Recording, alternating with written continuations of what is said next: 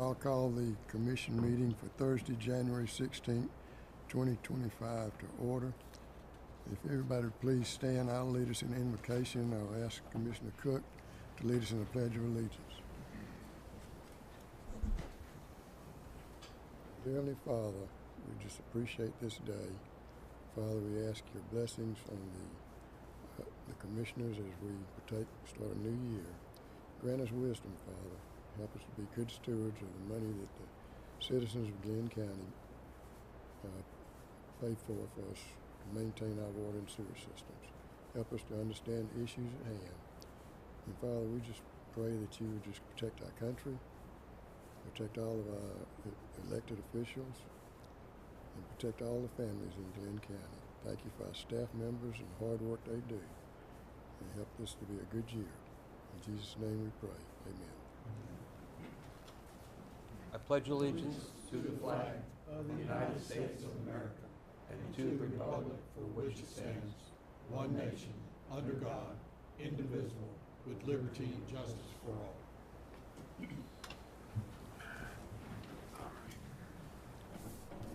First thing we have is the swearing in for the commissioners by Honorable Kelly Lanier and Bill Edgy, new commissioner, and Charles Cook, whose term has got renewed also.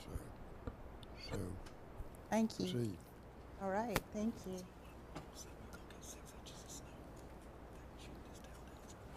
All right, Mr. Cook, I've grabbed yours first, Okay, so great, so we'll start with you. All right, wonderful. You want to come over here? Okay, sure. Okay, all right, great. And so when I start, I'll say I, and then you say your name, and then I will give you the oath, and at the end you say I do, I affirm. Okay, you ready? Yes. All right. I Charles Cook, do hereby solemnly swear and affirm that I will faithfully discharge the duties of Commissioner of the Brunswick-Glynn County Joint Water and Sewer Commission in all matters which require my official action to the best of my knowledge and skill. I do further solemnly swear and affirm that I am not the holder of any unaccounted for public funds, that I am a resident of Glynn County for the time required, that I am otherwise qualified to hold said public office according to the Constitution and laws of Georgia, and that I will support and defend the local act enabling the Brunswick-Glynn County Joint Water and Sewer Commission, as well as the constitutions of the United States and of this state, so help me God. I do. Thank you, sir. Thank you. Congratulations. Thank you.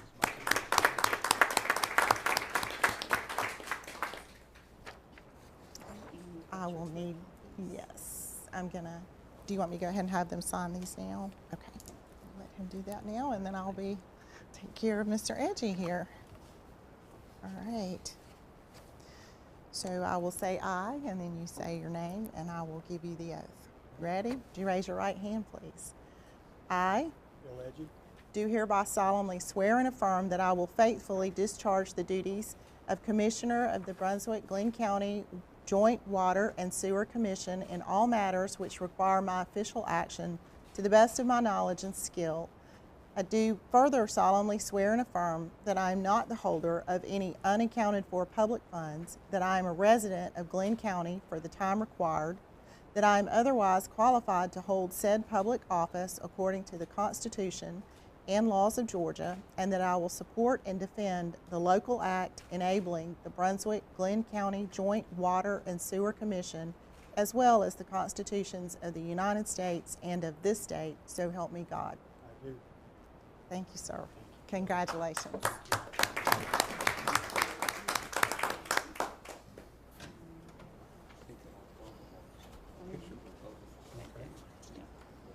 I need to sign all three of them.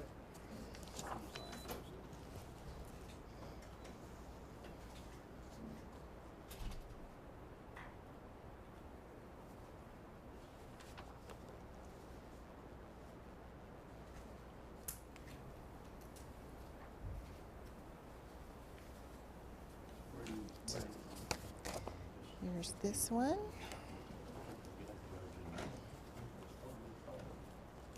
Would you let me do that, and then I'll sign those? Okay. Do you want me in the middle? In the middle, sure. Okay.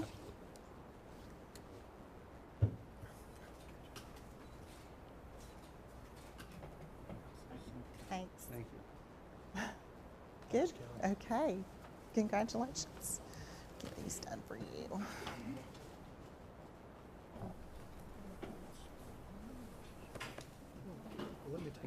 Thank you much. That pen gave out on me. That's okay. It just kind of, and it might be all right. I just shouldn't.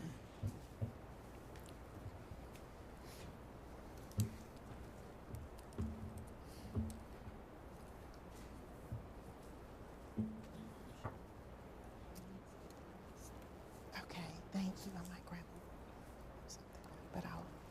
Thank you so much. I'll stay. Thank you. Thank you very much. Thank you. I want to welcome Bill to our commission and Chuck again. Thank you. Glad to be back. Now we have the election of officers. We have a motion for the chairman. Mr. Chairman, I'd like to make the motion to reappoint you as chairman, Ben Turnipseed, as chairman of the Glynn County. Any nominations? Hearing none. All in favor? Motion carries 6-0. Mr. Chairman, I'd like to make a motion to nominate Mr. Charles Cook as vice chairman for 2025. Second. Motion second. Any other motions? Hearing none. All in favor? Motion carries 6-0. Congratulations, Chuck. We need to exempt Commissioner Savvy from the meeting today. He's involved with Leadership Glynn and representing the city of Brunswick. So can I have a motion that we excuse Commissioner Savvy from this meeting? I'll make a motion that we excuse him for the meeting. Second. Second. All in favor? Motion carries. Now we just have to break for a reception. So the reception back there, first off, the newly elected commissioners, and we welcome all of our guests to go back and partake of the reception that somebody's provided us. Thank you very much. Somebody has. Well, Miss Janice may have coordinated all this. We'll break for 15 minutes. That ought to be enough. 15 minutes.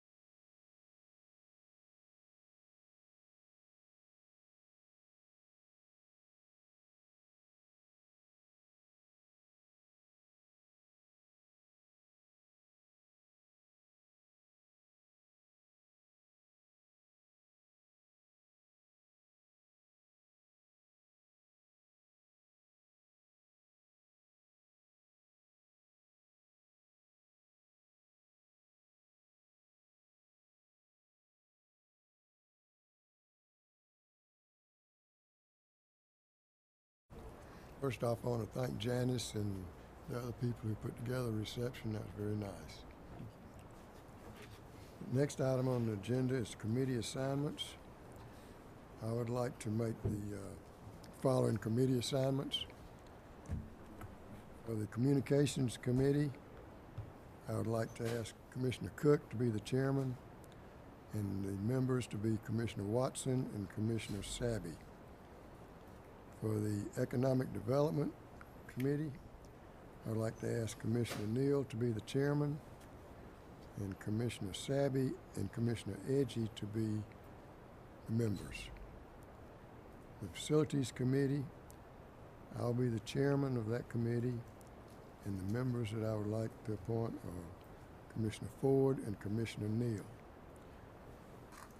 Finance Committee, I would like to ask Commissioner Watson to be the chairman, and the members will be Commissioner Cook and Commissioner Edgy.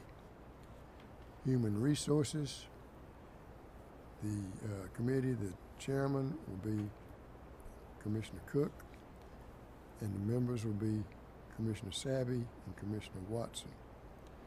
The Legislative Committee, the chairman will be Sabby, Lance Sabby, and the members will be Commissioner Edgy and Commissioner Neal.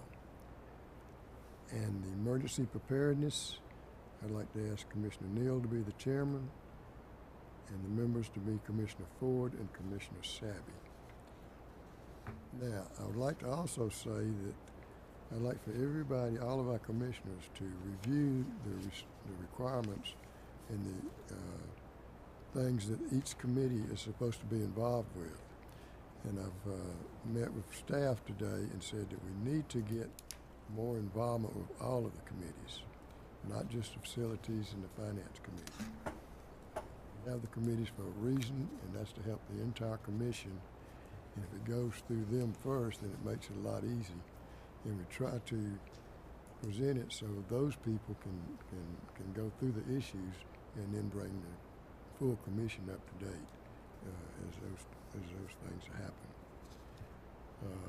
If there's no questions on that, we'll move to the approval section of the meeting.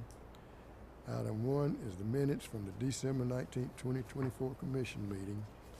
Can I have a motion? Chairman, I'll make a motion to approve the minutes as presented. Second? Second. Motion is second. All in favor indicate by raising your right hand. Motion carries 6-0. Thank you. Next item is contract award exit 29 water production facility and elevated storage tank project, Division 1. Mr. Burrs? Yes, sir. Sorry, this thing is twisted the wrong way. All right, so the largest SPLOST project we have on SPLOST 2022 is to construct a water production facility. It's a well site that will have pumping capacity, treatment capacity, a ground storage tank, an elevated storage tank, and a distribution system improvement project at exit 29. Today, this item is for Division 1 of that project, which is the water production facility.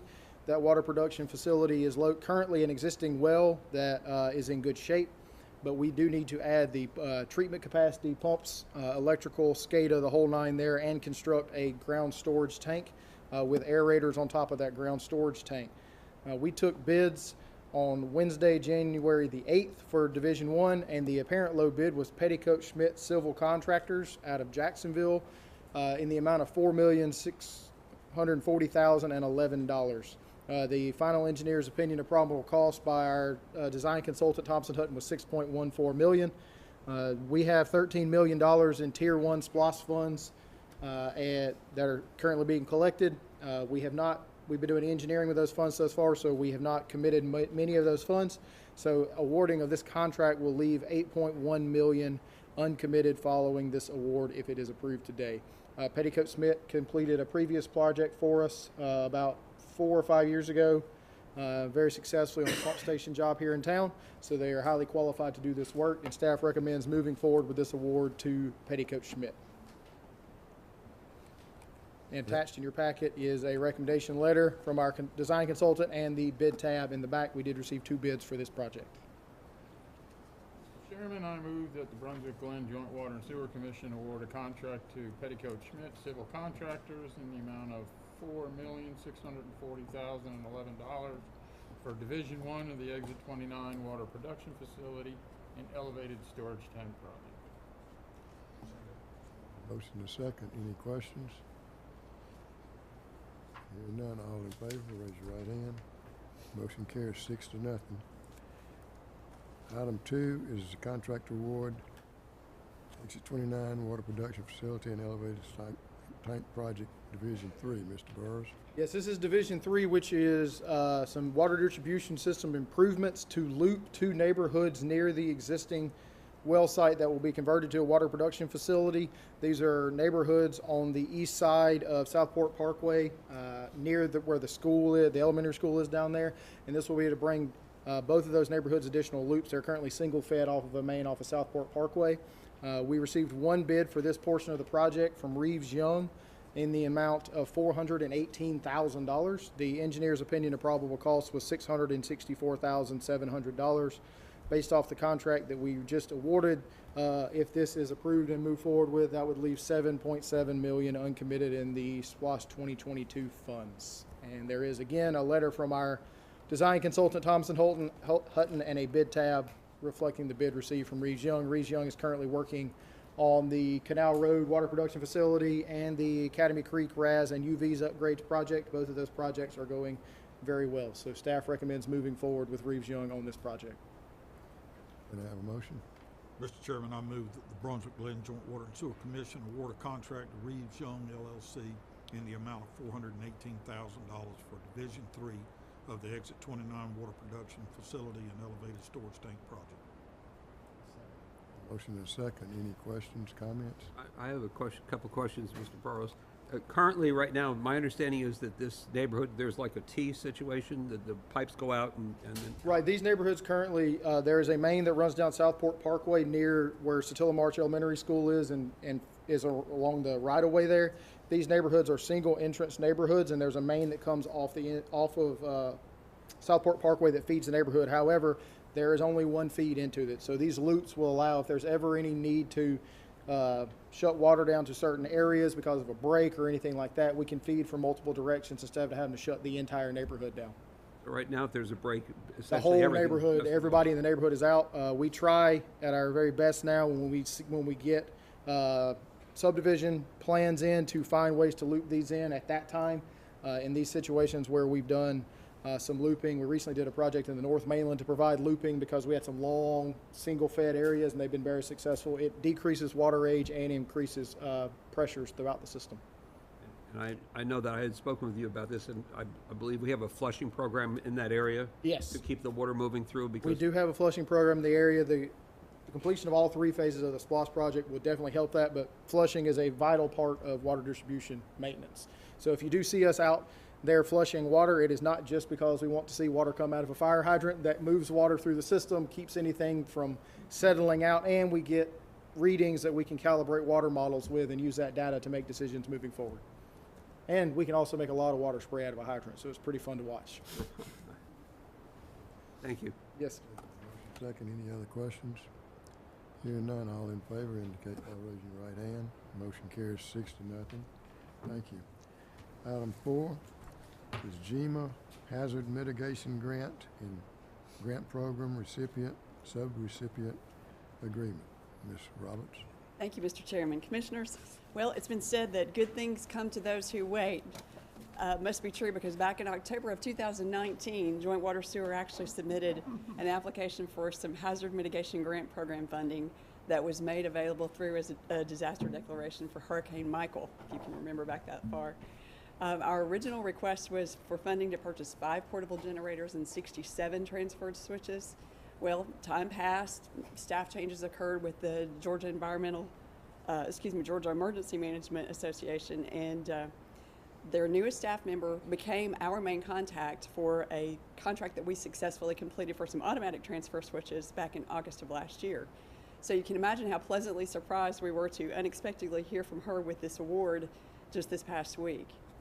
So under this award, funds have been allocated for purchase of the 5 portable generators we originally requested. The quantity of transfer switches is slightly smaller. It is 37 instead of 67, but certainly we're appreciative of those. And project cost is approved at $1,820,682 in total, with a 75% federal share, which equals $1,365,511.50, leaving a joint water share of $455,170.50. The joint water share will be funded with repair and replacement reserve funds.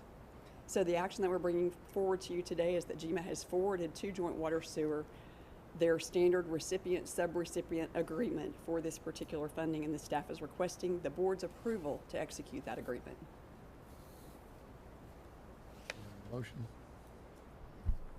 Mr. Chairman, I move that the Brunswick-Glynn Joint Water and Sewer Commission execute the recipient agreement number, Georgia Emergency Management and Homeland Security Agency. I'll second. Motion and a second. Any questions? I do have a question on these portable generators. It would not only be during a hurricane that we'd be using these, right? There may be some other times that we would be using them? Oh, absolutely. We have times when we need to be doing maintenance on our particularly lift station assets where we may have to relocate some power or things like that. We're doing that currently in a neighborhood right now. We put it on a generator, run it on generator for a couple of days where we can relay and get Georgia Power in to redirect the service in there, and then we take it off. So it's not, these don't just get used when it has major storms. We use generators all year round. And we also were able to help out our friends at Jekyll Island with a generator when they needed one for an emergency situation a couple months ago. So we put these to good use. Pay it forward, right? Any questions? Can we actually start bringing these to like the Emergency Preparedness Committee so we can kind of start tracking where these are going and the logic followed that where we send them to? The generators? Yeah. Yes, Well, certainly. you might want to speak to your new committee chair over there, but yes, sir, That's a sounds good like a great idea. idea.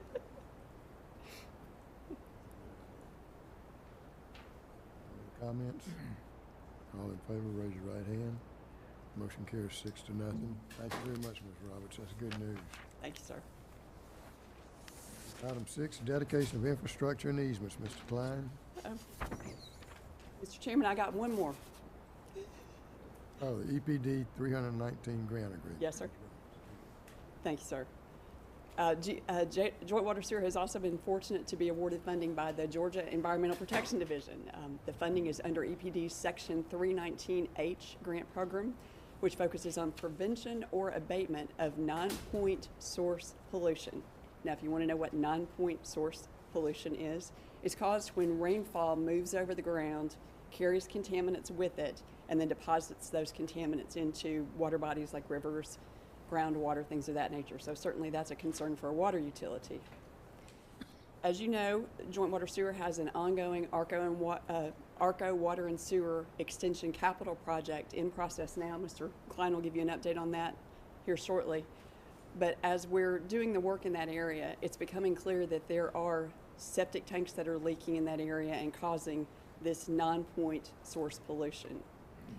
This situation matched EPD's definition perfectly, and there was an additional added value due to the fact that this ARCO community is being recognized as economically disadvantaged.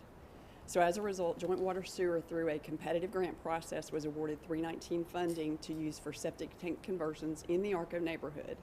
That total project cost is $742,652.27, of which approximately 60%, or $445,349, is provided by the Georgia EPD's 319 grant program, and then Joint Water Sewer will have a match of approximately 40%, valued at $297,303.27. The match for the Joint Water Sewer will actually be funded with in-kind value that will be recognized from use of joint water staff, joint water equipment, things of that nature. And additionally, the Glynn County Department of Public Health has agreed to partner with us in this effort, and they will waive the customary inspection fees that they have for septic tank decommissioning. Just to help you understand how the 319 grant funding will be used, it will actually be the laterals that will come from the mains to the residences. The tap fees will still be the responsibility of the customer as the ordinance requires and as our policies and procedures require. But those of you who have been on the board a while may remember that we also have a connection assistance policy whereby customers meeting certain requirements can finance those tap fees. So we've made that clear in our agreement with Georgia EPD as well. So as far as today's action, we're requesting that the board approve execution of the grant agreement that facilitates this Georgia EPD funding for this project. Have a motion? I move that the Brunswick-Glynn Joint Water and Sewer Commission execute the grant agreement with the Georgia EPD for 319H grant funding in the amount of $445,349 to fund the ARCO Community Septic Conversion and Resiliency Project. I second. Second. Any comments, questions? I have a couple of questions. Yes, So sir. if I was one of your customers in this Yes, sir. area coming and you explained to me, so normally, the normal process would I have to pay the tap fee and pay a plumber to come and hook everything up Yes, sir. and to whatever it is, Decommission the septic. Yes, sir. decommission, that's not Yes, sir. decommission the septic tank, but with this grant, this eliminates some of the cost to the consumer. Significantly, yes, sir. Right, so, and the only thing is, how will they find a person to do the work? We will have an RFP process through our procurement department, just as though we were looking for a subcontractor on any other project. And Ms. Crosby and her staff will assist us in preparing those documents. And then as far as getting the word out to the community, we have public education meetings scheduled as part of the grant program. There will be 3 different ones. There will be one at the start of the program, one while the construction is ongoing, and one at the end, because we want feedback from the community as we go through this process. Yeah, so if you sign up for the program and you pay the tap fee or get on the financing program, once we have a contractor in place, you won't have to coordinate with the contractor. We'll just let you know the contractor will be out there this date and time to connect you to the sewer system. And your obligation is just for the tap fee, which you would have to pay You'd have to pay anything. regardless, that's right. Yes, sir. So, and that's paid over a period of time. It can be financed for up to 7 years, yes. All right, so it just adds to the bill every month, and Yes, sir. then, of course, it's good for the environment, obviously, Certainly. to eliminate the septic tank, so, thank you. Yes, sir. We'll say this, we've been told by EPD this is the first time this funding has been used in this manner, so we're being a test case for this. So if this goes smoothly, this may be something that will be made available to our community again in the future and other communities around. They've never used this funding for this, but they're very excited about the opportunity. I want to commend our director and assistant director for researching this, figuring out a way to make us eligible for this, because it's a big deal for the citizens of ARCO and for our commission. And I just want to appreciate the fact that they researched this project and figured out how to do it, and it got funded. So Thank you, very Mr. much. Chairman. No other questions? All in favor indicate by raising your right hand. Motion carries 6-0. Thank you, Commissioners. Next item is dedication of infrastructure and easements. Mr. Klein. Mr. Chairman, Commissioners, good afternoon. This is, as you stated, a dedication item here for Saddlebrook Phase 2 residential subdivision in northern Glynn County. And we are right here. Always like to point out, this is infrastructure added to the assets of the public water and sewer system through the actions of private development. And in this case, this will add 51 new single-family residential homes to our rolls as well, new customers. This infrastructure includes a little over 1,800 or a little under 1,900 linear feet of 8-inch PVC water main, and also gravity sewer collection system extension, a little under 1,900 linear feet of 8-inch PVC sewer mains and manholes as well. That is the location up here. I'll click on our GIS, wherever it went. Oh, it's hiding. There it is. Saddlebrook subdivision is off of Kate Road, kind of in the area of the spur and the safety complex, a little bit westerly area of that. And this is a phase 2, portion of phase 2 on the southern half of the development there, where the hand is.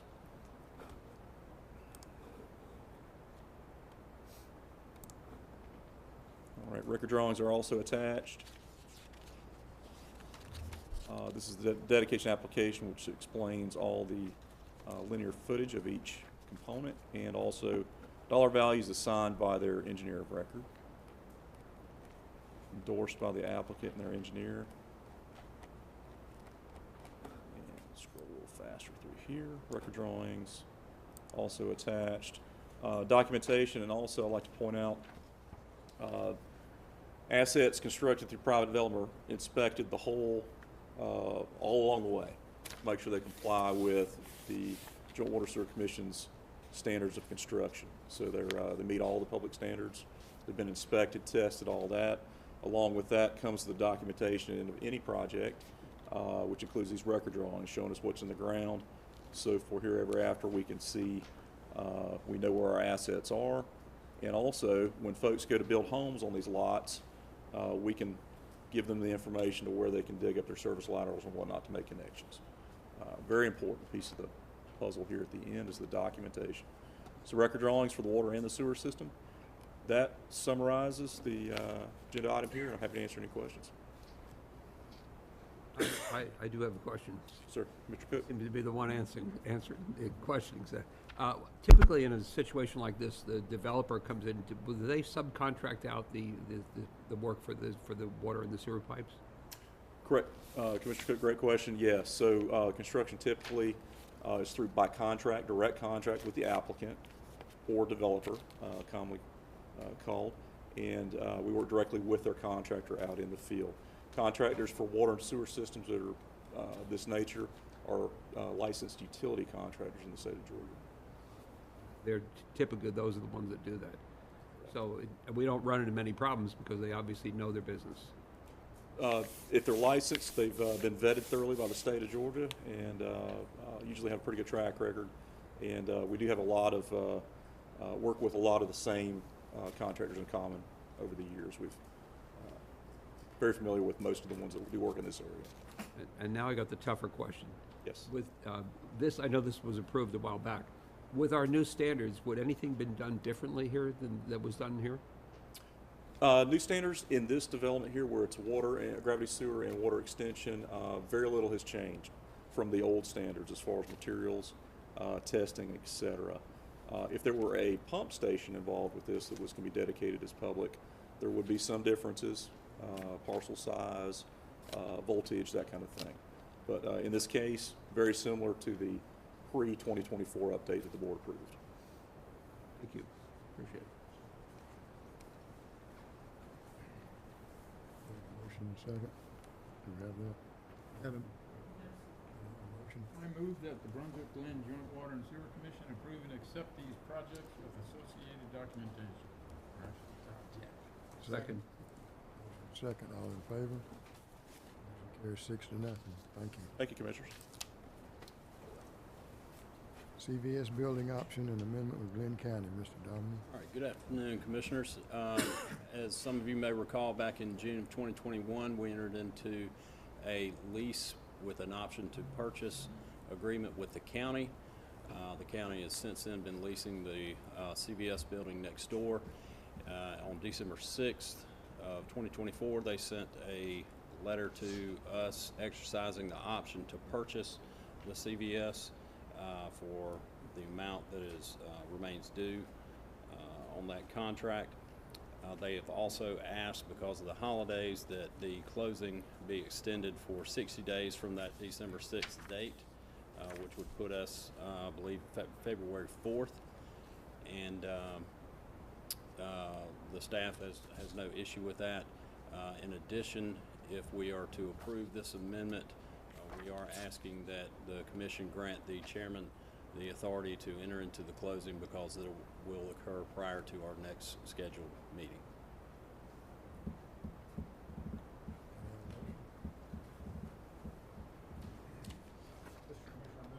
The Brunswick-Glynn Joint Water and Sewer Commission, item number 1, approve the amendment to the intergovernmental lease agreement with Glynn County for the lease purchase of the old CVS building, and item 2, authorize the chairman to sign any and all documents to accomplish the closing. I'll second the motion. Second, all in favor, indicate by raising your right hand. Motion carries 6-0. Can I ask that we have a motion to move item 8 to after the discussion section. I'll make a motion that we move item 8 to after the discussion session. Second.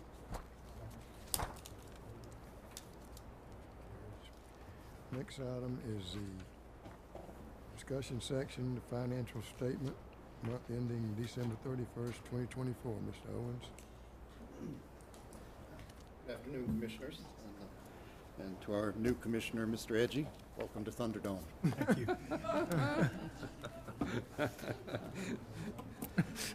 I have our financial results for the month end December 31st, 2024. Cash and cash equivalents increased in December $870,000 to a balance of $3.29 million. Accounts receivable net of our allowance for bad debts decreased $760,000 to a balance of $1.977 million. Interest receivable decreased $231,000, so there's currently only a balance of $4,000 there. The reason for that is at the end of each fiscal year, we do an accrual of interest we have earned on our investments but not yet received, and then we basically write that off as we progress through the year, half of it in September, and the second half of that we write off in December. And so that's what we're seeing here. So a very normal part of our operating procedures. Prepaid expenses decreased $148,000. So we currently have a balance of $323,576 in our prepaids asset, which is that's normal activity for the month. So all total, our total current assets decreased $370,000 over the course of the month to a balance of just over $11 million. Restricted cash accounts, that increased a total of $607,000, and I'll talk a little bit more about that when we get to the cash balances portion of the presentation. Capital assets, construction in progress, saw a large increase there this month, $4.4 million, bringing construction in progress to a balance of $34.5 million. Most of that is coming from 3 projects. The Canal Road project accounts for $2.8 million of that increase. Brunswick Villas, $1.1 million, and Academy Creek, $343,000 of that. Those projects and the effect that it has on our construction in progress also is basically what we see responsible for our increase in accounts payable, which is the first item under current liabilities. $3.5 million increase to accounts payable this month, bringing that balance to $4.668 million. Retainage payable increased $216,000 to $1.2 million, and interest payable, of course, decreased $230,000 of that decrease being, as I mentioned a moment ago, the reversal of our year-end accrual. An additional $29,000 of that is interest that we pay normally on a monthly basis, mostly to our GFA loans. Page 2, customer deposit payable, that decreased $73,000. Mr. Edgy, I'm not sure if you're aware, but we have a program for deposit refunds, refunding deposits to our customers who have maintained a high level of payment activity, no late payments, no missed payments, etc. So this is normal activity that we see on that as well.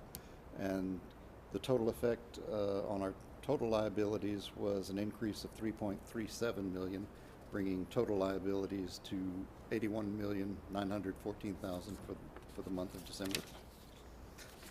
Page 3. This is our revenue summary. Revenues are, for our budgeted revenues, we flex those numbers for sewer and water revenues, debt charges, and admin fees. So on the sheet you see the percentages that are allocated of the budgeted number for those revenues as of the first 6 months of the year. So roughly around 44-45% for water and sewer, almost 42% on debt charges and admin fees as well. our revenues are running better than what we budgeted. Total revenue showing total operating revenue showing at $21,133,000 as of December 31st, which is putting us a little better than $1.2 million ahead of budget. Expenses, unfortunately, are also running over budget, and we can see the biggest areas of that are in personal expenses and operating expenses. Personal expenses currently being 1.15 million over budget year to date, and operating expenses 2.3 million over budget year to date. I did notice that obviously for operating expenses 1.128 million of that is encumbered POs, so that could carry us through the end of the year on some items. With regard to our full year budget, we still have 5.19 million remaining that can be spent on personal expenses, and 4.18 million that can be spent on. We'll also point out that, remember, the end of the year transfer in October, we transferred $1.2 million roughly to the pension fund out of surplus funds from last year, and we paid off the VATCon lease at $900,000. So that 2.1 million in expenses is reflected here, but those were surplus funds from last year. So keep that in your mind when you're looking at that. I do have a question on the personnel expenses. I assume they're related to the Helene incident with the hurricane coming by. There A lot was of those there was overtime expenses associated with that, which would have been recorded during that month. I believe that was September, or was it October? It's the end of September. Are we looking for some sort of reimbursement from FEMA for that? Have we Yes. applied? We are looking into that. And I know that takes time. Yeah. A long time, many times.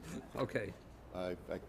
It was a number of years before one of the older hurricanes was finalized. But yes, we are pulling our records of expenses and costs that we incurred during the Helene and the Milton storm, and we'll be submitting applications to see what we can get back from FEMA for those.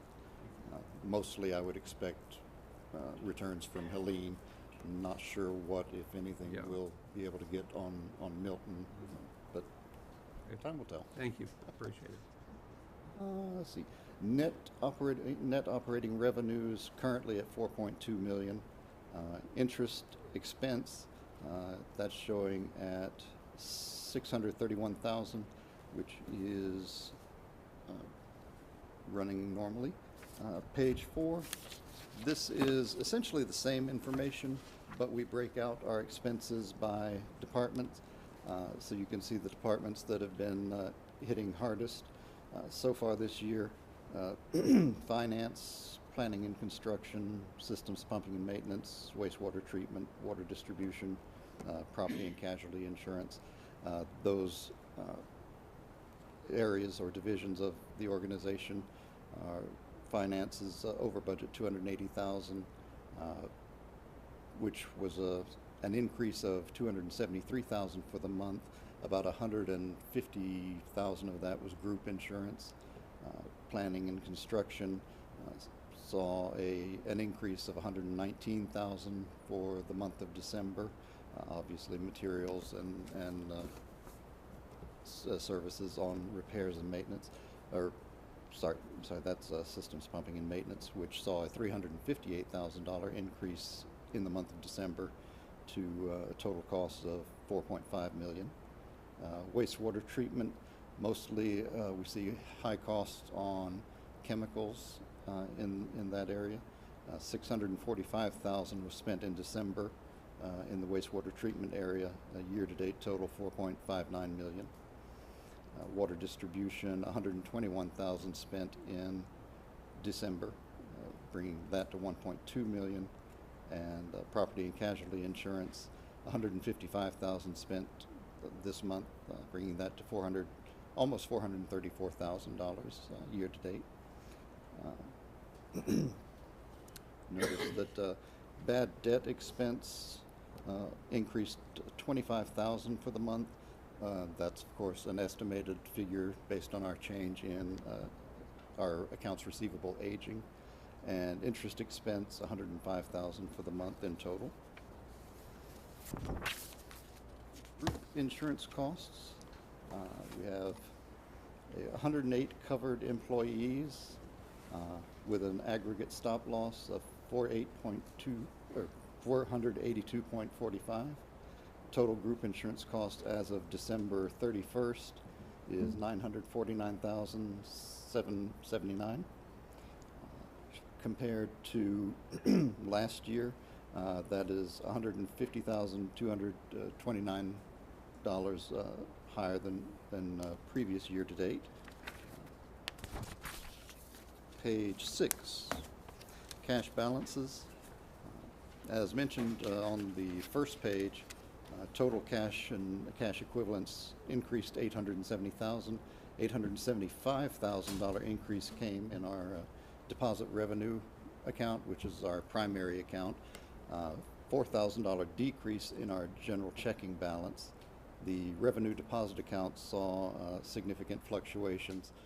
Most of the increase was, of course, payments received by customers, and then some of the outflows offsetting that were transfers to reserve accounts and transfers to checking, of course, to pay our bills. The repair and replacement reserve, that was the largest increase in our elective reserves account, $534,000 in total, bringing that reserve account to $28.29 million. Basically, on the overnight cash portion, we funded an additional $430,000 there, and saw $124,000 received as interest payment on the investment portion of that reserve. Construction fund, we did do a draw for $311,000 in December, so the construction fund is now at $6.576 million. The SPLOST account, we received what has been kind of a normal amount, maybe a little higher, thanks to Christmas shopping season, but $376,000 was added to that account, which 5.66 million. That's right about what we approved to spend today. So total change in our cash balance, $1.48 million, for a balance of $78.569 million. Let's see, page 8. This is a summary listing of our investment portfolio for our reserve accounts. Total interest received on our investment portfolio for the month was $173,000, less $4,000 for fees, and then added $11,000 for a fair market value adjustment of the value of our securities. So that's a total change of $180,000 to this account. We had 5 securities that matured and rolled off of this list. 2 new securities were purchased, as well as additional shares of some securities that we already held some shares on. As you can see, our total portfolio right now is currently showing a yield to market of 4.6%. And last but not least, pages 9 and 10, we see our capital projects list, and I've highlighted there some of the projects that I mentioned earlier that we saw significant payments or payables recorded on for the month. Brunswick Villa, Academy Creek, and Canal Road is also listed here. Those total cost on capital projects through the end of this year showing 57.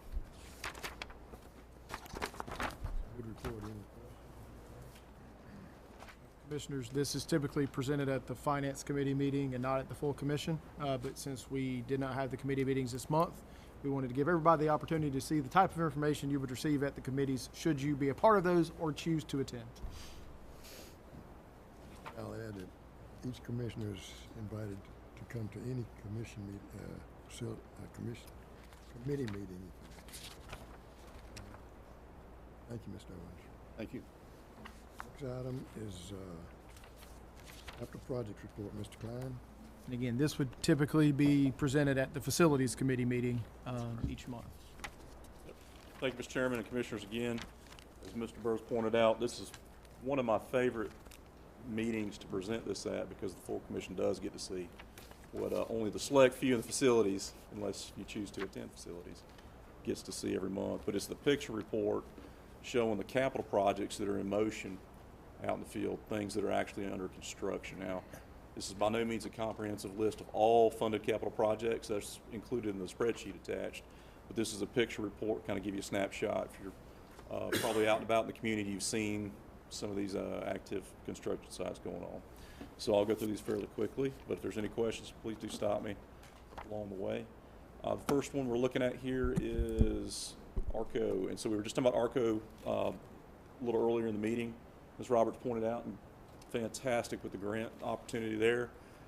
This is the project associated with that grant. So ARCO and its 268 parcels out there we're hoping to get converted from septic to public sewer, gravity sewer.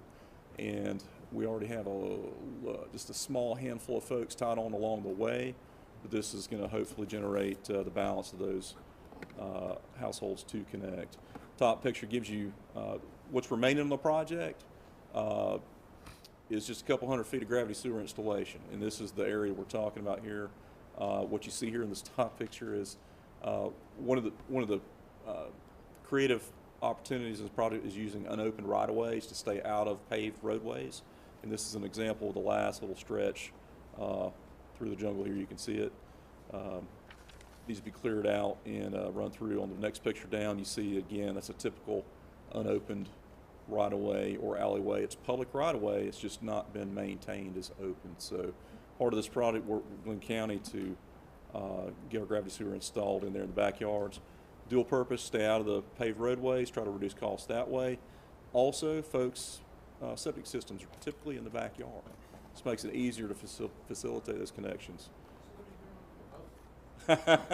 I'm sure its price is negotiable, if not just a simple fee of hauling it off is probably negotiable as well. So you can see a lot of these unopened. That fencing right there had to be removed. It's quite a work in progress, working with the residents also to make sure they understand why fences are removed and that kind of thing to do this. The greater good. There's one of the local homeowners there. Also has a towing business in town, talking with some of the crew members out there.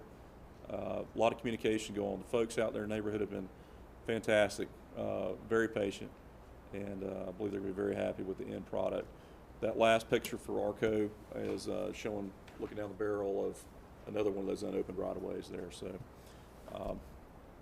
we're hoping by next testing is actually going to CCTV or closed circuit TV. That's where we do the camera inspection of the sewers.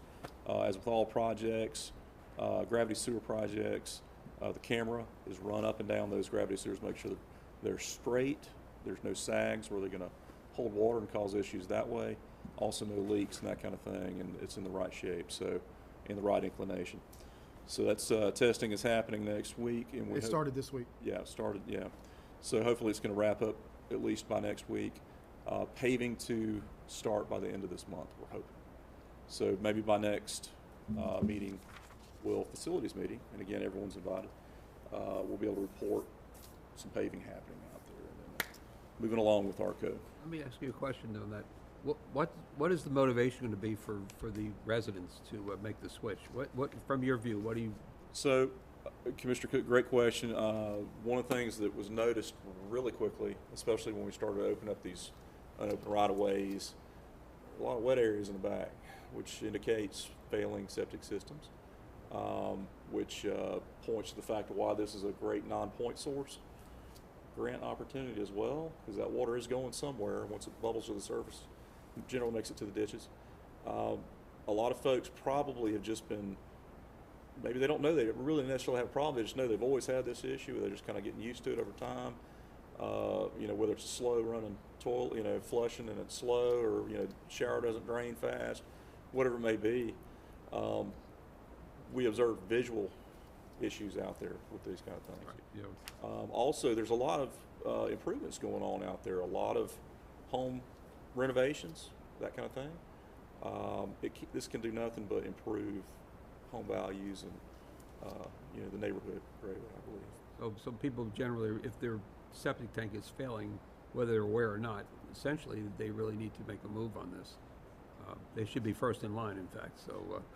Right, to do absolutely. this, especially with this opportunity for us. Yeah. Absolutely, and I believe, as Mr. Roberts pointed out, there's going to be some community meeting type things happening. Right, yeah. Or maybe we can communicate that and talk with folks, and they'll say, hey, wow, I need to do this, and hopefully they'll come on board. Meetings go well, I'd say so. Well, we do know we've had customers tell us that they know their tank is failing and they just get it pumped multiple times a year.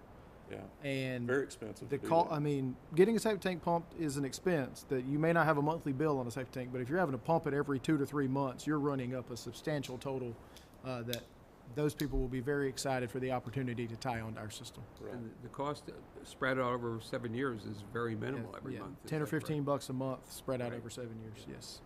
Versus tank pump out's probably 300, 350 bucks. So, good project. Thank you. Yep, thank you. Great questions. Thank you, sir. Okay, next project to talk about is Canal Road Water Production Facility. This is the improvement of an existing well with the ground storage tank and water production facility right next to it to get that water out into our distribution system. What you can see right there is the new wellhead and all that, and the ground storage tank in the background, and also the interior shot there is of the new water production facility. You can see the new distribution pumps. There's 2 of them sitting side by side, typical configuration. Chlorine room will be back there off to the side, independent, isolated from the rest of the structure. Good shot of the contractors out there, Bruce Young, and their electrical sub out there running the conduits, doing a fine job there. Last picture there shows the grounding circuit that's been installed for the power panels on the outside. And this is pretty much a mirror image of what's going to go on down in exit 29, isn't it? Yeah, things are shifted a little bit I one mean, way or another, but building basically size exact and- same and thing, yes, sir. Equipment and everything, yep. Okay. Very similar. Very similar to what is on Perry Lane Road, the Ridgewood facility. It's oriented a little bit differently based off the shape of the lot, but other than that, very similar. Tank size is the same. I believe they are, yes, sir. Yep, and you'll notice this right here, the way it's configured now, it's to the left of the existing Harry Driggers Road right-of-way or roadway alignment. Glynn County is actually realigning that section of Harry Driggers around the west side of our site there, and so now it'll be on the east side. And actually off to its own, that last little piece of existing Harry Driggers is going to remain to service as entrance, ingress, egress for us, as well as EPD and our National Guard right there on the corner. So It looked a little confusing when they first started working. They couldn't figure out where the road was going, and Yeah. the tank looked like it was right there. we didn't clear that whole field just Yeah, for ours. all that Ours clearing just was the not left. our well site. Yeah. So, lot of activity. I'm sure most of you have been through that area and seen what's going on, but the tank especially, that stands out right there. Yeah, yeah. There were a lot of questions in the neighbors' application about that, so. Thank you. Next project is one of our group of 3 pump stations that's being developed or rehabbed. This is 4002 downtown Brunswick. It's companion pump stations is also 3101 in the south end, and then 4001 just down the road from this one. Going well. Last little bits of electrical installation should be wrapping up here shortly. Is that a solar panel on there? We have solar backup on SCADA, yes. Okay. Well, that's part of when we rehab a station, we like having a solar panel backup for SCADA. They do have battery backup, but as you may be aware, batteries don't last forever, particularly when SCADA runs 24/7. And so when the power goes out, having a solar backup is very helpful. Nice feature. Point out this project originally, when it was put out for construction, included a lot more bells and whistles. Due to cost and the bids received and whatnot, we hewed it down really to primarily electrical, which is what the master plan pointed out was a major need there. But going along, I'll point out that contractor would say, hey, have you thought about this? And one of the things I'd like to point out here is you see this little vent right here up in the top of the roof. That's actually a vent for our ventilation system here. You know, this guy.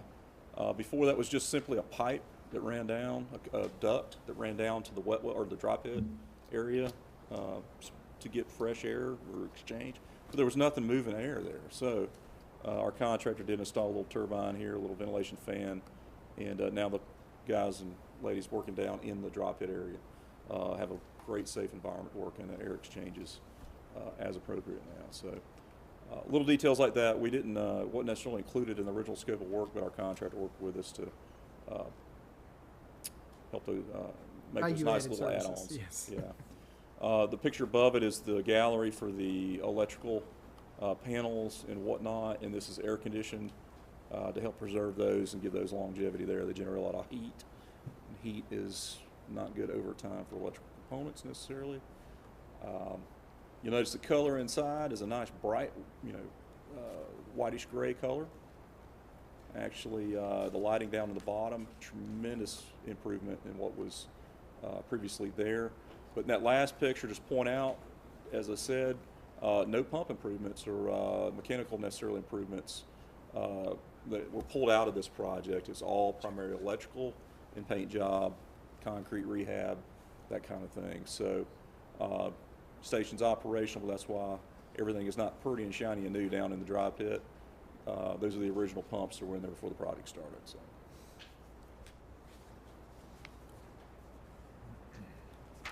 All right, moving along, next project is 4044 pump station rehab there on Altama Connector. And since last time, or for sure if you've been through that area, you've seen the road plates across. That's to cut in the new force main to discharge to the manhole, or receiving manhole, out there in the roadway. And now we've got the old pump station pretty much all out of the way. It's now converted to a manhole. Gravity sewer is extended down, new wet well, etc. And here we see the new valve pits and everything going in there, the new site.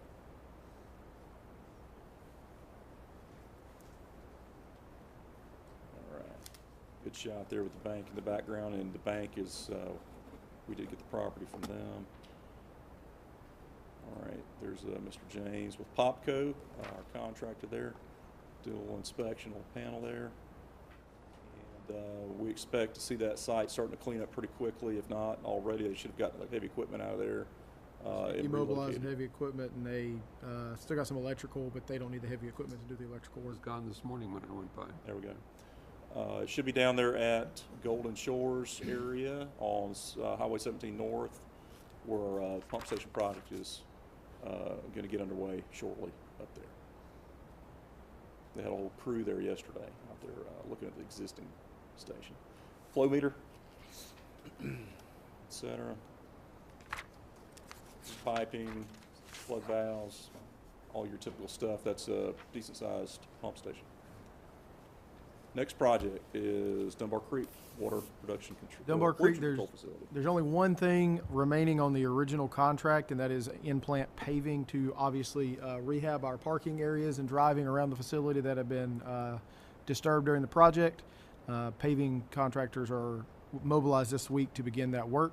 And then we are still finalizing details on additional chemical addition for phosphate removal, or phosphorus removal.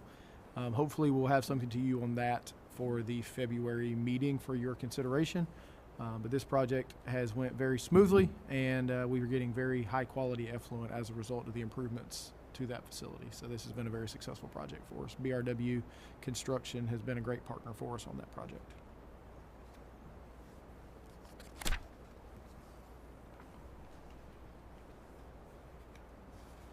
Highway 17 North Pump Station. And that is in the area of Golden Shores Mobile Home Park. Golden Shores, Joint Water did obtain a parcel for this pump station from their property out close to the Highway 17 right away.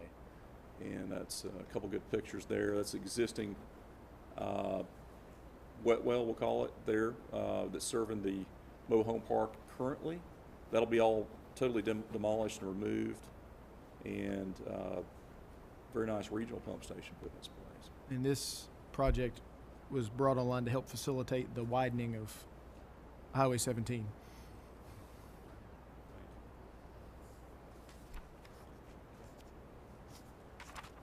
It's project, Academy Creek, RAS and UV.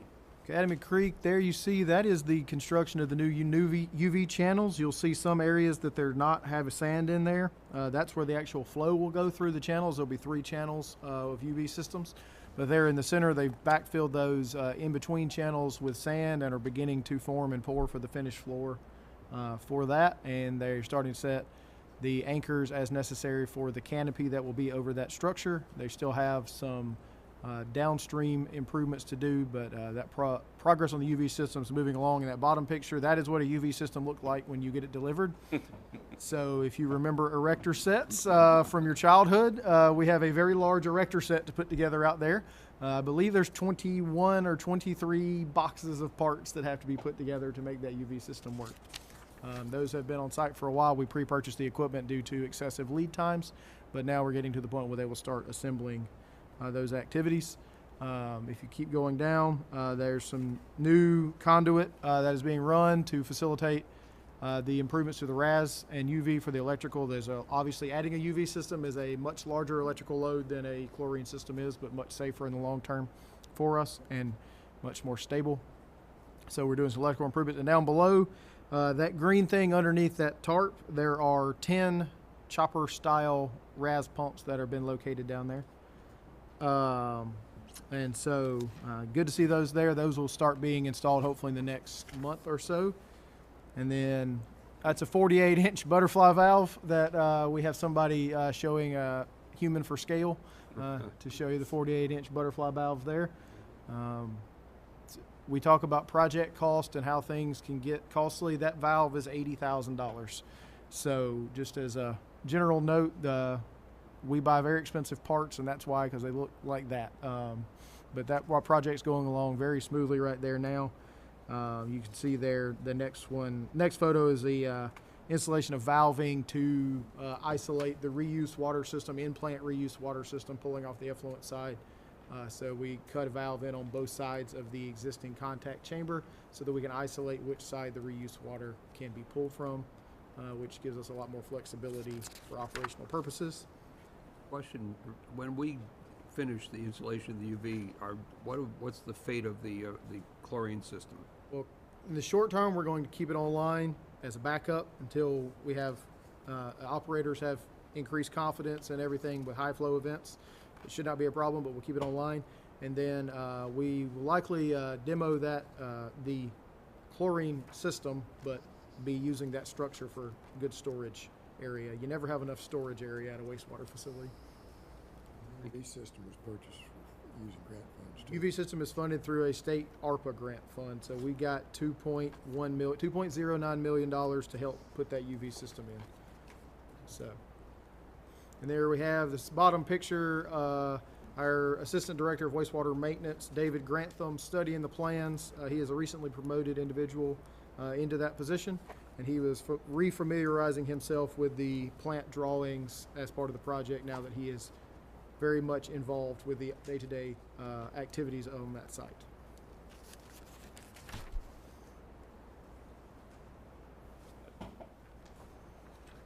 Brunswick Villa area sewer extensions. This is a project going on. If you've driven up Altama across from the school area of the college and Brunswick High area, Townsend Street, you have probably seen some activity going on out there. Another gravity sewer extension to serve an area that is all on septic tank currently. So that one in motion. Existing neighborhood, it's been there for quite a while. All the typical things you'd expect when you're digging in a neighborhood that's been there for a while. Existing utilities, some newly installed fiber optic utilities as well. Negotiating around those, and project is going very well. Southeast Pipe is our contractor for that. 4002 CIPP, or cured in place pipe, is ongoing. It is ongoing. They're lining approximately 5 miles of pipe in downtown Brunswick. We've got about a mile lined to date. They typically travel on Monday and work 4 days. So at the current pace, they're lining approximately one section manhole to manhole unless they do what's known as a double shot, where they'll do a manhole in between and line through the manhole and then cut the top out. They're doing a one shot a day right now, so they're knocking out somewhere between 400 and 600 foot a day typically, depending on what section they're at. A lot of that work is going on in the sections just north of Gloucester, and we're moving south of Gloucester now. But that is that's a good way of good cost-effective product for us, because we do not end up having to tear the streets up to make the repairs. The repairs are much quicker. You would not be able to replace 500 foot of 20-foot deep gravity sewer in 24 hours, but you can rehab it in 24 hours with this technology. So you see them installing, we call it a sock. It's a bag that's got resin impregnated in it. They invert that and then fill it with boiling water. It pushes against the inside of the pipe and creates a brand new pipe inside the old pipe that only uses the old pipe for shape, not for structure. The new pipe is fully structural outside of the host pipe. So That really is a brick manhole. really is a brick. Yes. There are hundreds of brick manholes in downtown Brunswick, and that one's in pretty good shape. Say, amazing. How yeah. old is it there? That area, those pipes would have been, a lot of that would have been 50s and 60s time frame. We actually have in downtown a couple of brick sewers, not the whole sewer line, but there are curved sewers in downtown Brunswick. You cannot curve ductile iron pipe or PVC pipe, but you can brick a curve in. So we have a couple sections, and we've got video footage. They're 100 years old, but they're in beautiful condition. So true craftsmanship was done back in the day. Amazing.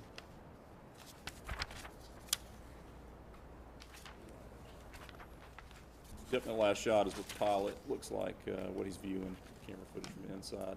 But I think next facilities committee maybe we'll bring in some Before and after yeah, shots. before and after shots of the pipes themselves for y'all to see. Okay, that's a good report, Tom. Thank you, sir.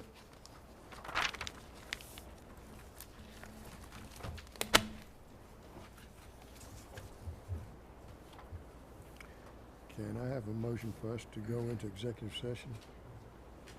Motion.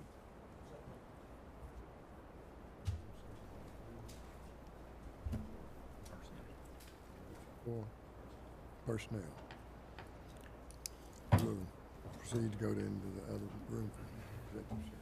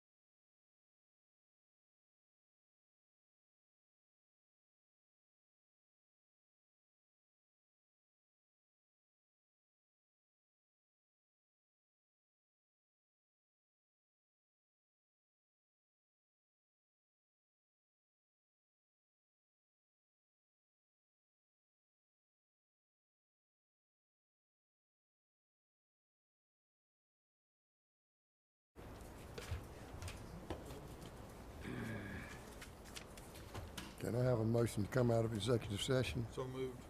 Second? All in favor? Back in session. Now we'll look at item 8 on the agenda, amendment to Executive Director's Retirement Plan. Mr. Donovan. Yes, thank you. As the commissioners are aware, several years ago, the commission voted to create a supplemental executive retirement plan for Mr. Burrows to encourage him to remain the executive director moving forward. And each year, the commission determines what percentage of his salary will be funded into that retirement plan, and that determination is made every January based on his W-2 wages from the year before. Mr. Chairman, I make a motion that the commission approve 10% investment into Mr. Burrows' retirement fund for 2024 wages.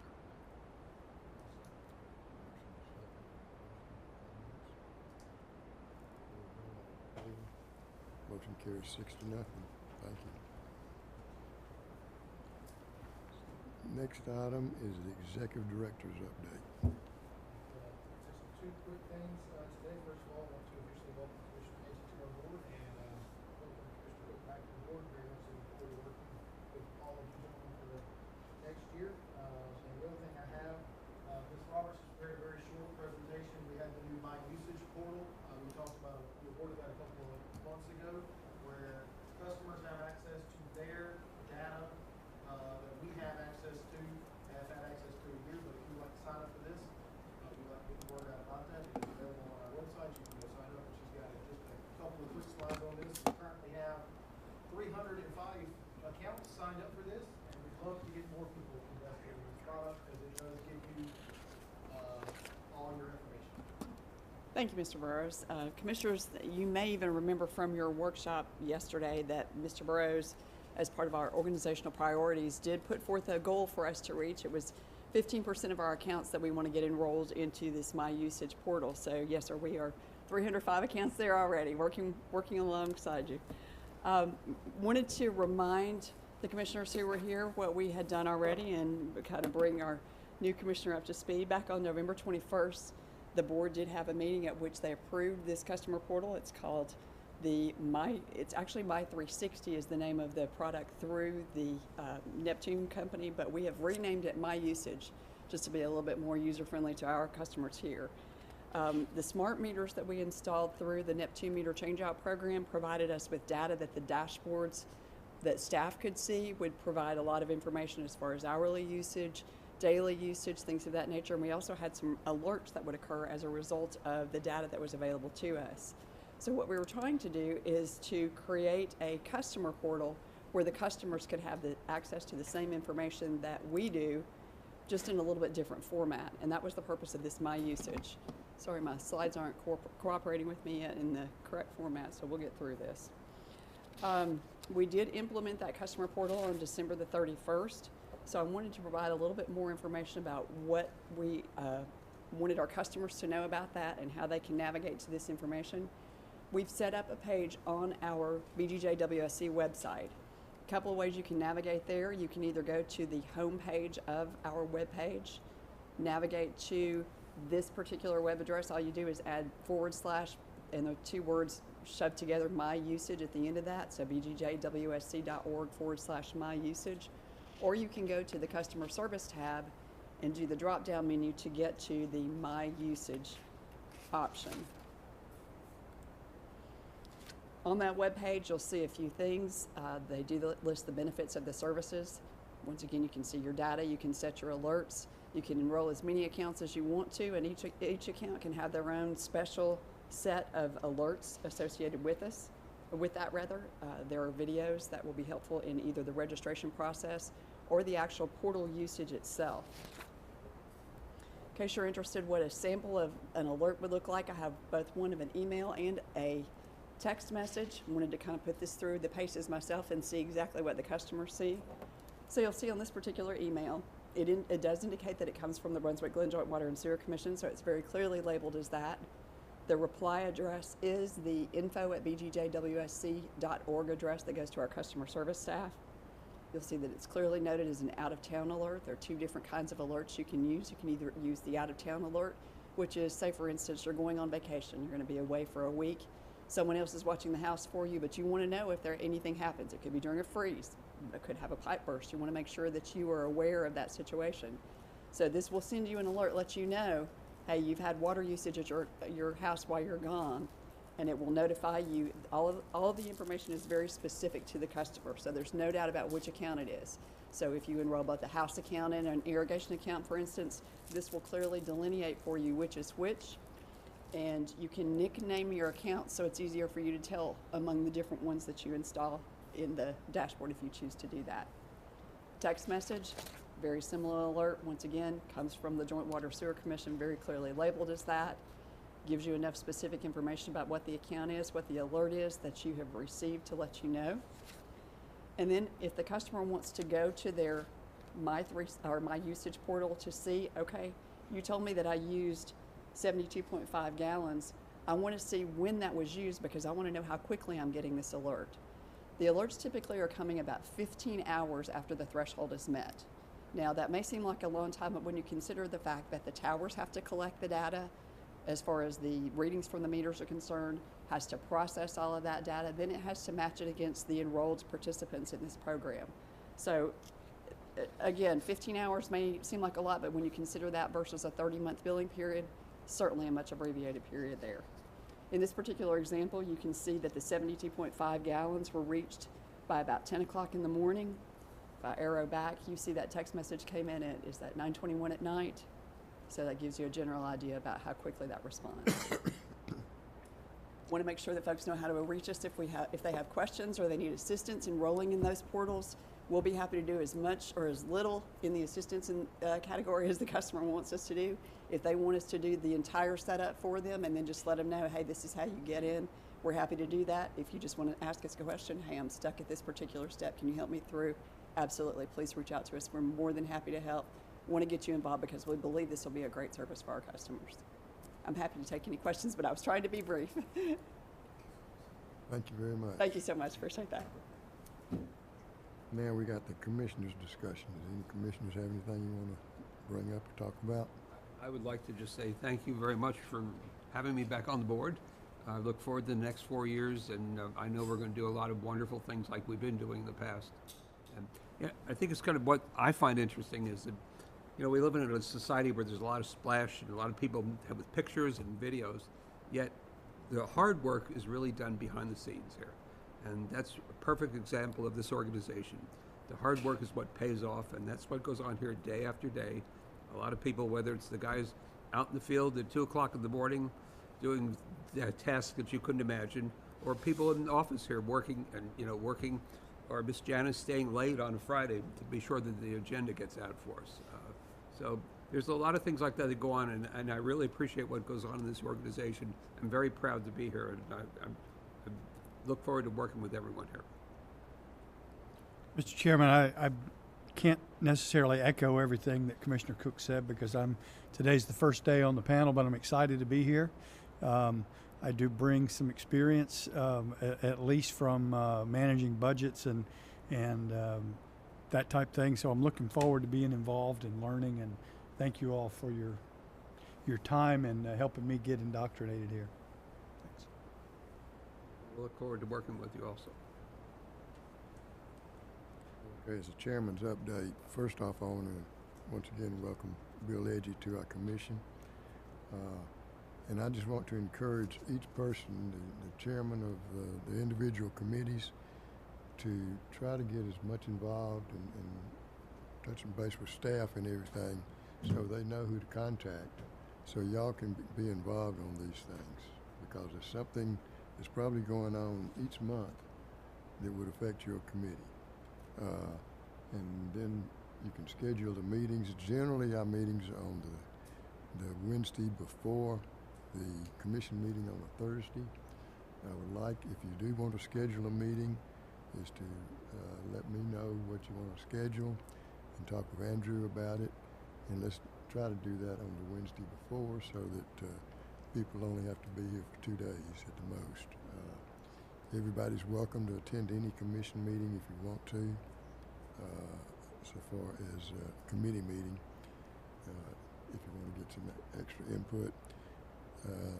The facilities committee, we do have a picture show that Todd usually shows like he did today, which is pretty interesting at times. That saves us from having to take field trips all the time. But I want to commend our staff. We look forward to another good year, and we appreciate everything you did last year. And I just want to wish you a happy new year, and we look forward to working with y'all. And appreciate everything each one of you commissioners and Janice and the whole staff have done. Thank you very much. Can I have a motion to adjourn the meeting? So moved. Second, all in favor? Meeting's adjourned.